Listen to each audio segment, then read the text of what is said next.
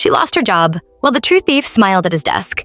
They fired Marcy on a Tuesday morning, which felt intentional, like management wanted the rest of us to choke down our bagels while watching a public execution. I was at my desk when the email went out.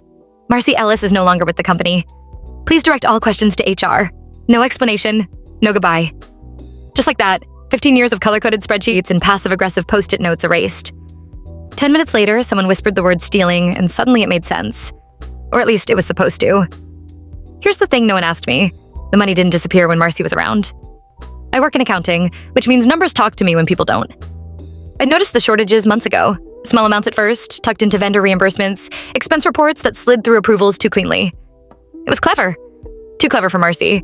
She was many things. Nosy, loud on conference calls, emotionally attached to the office Keurig. But she was not subtle. Marcy cried when they escorted her out. Not loud sobbing, just that quiet, stunned kind of crying where someone's body hasn't caught up to the betrayal yet.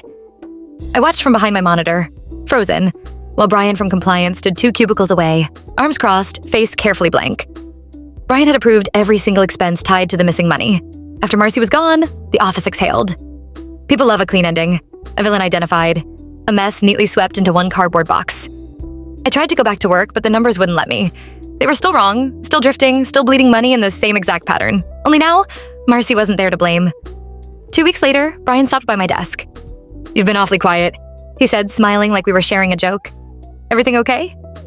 I looked at him and thought about Marcy's plant still sitting by her old chair, slowly dying because no one wanted to claim it. "Yeah," I said, just reconciling some things.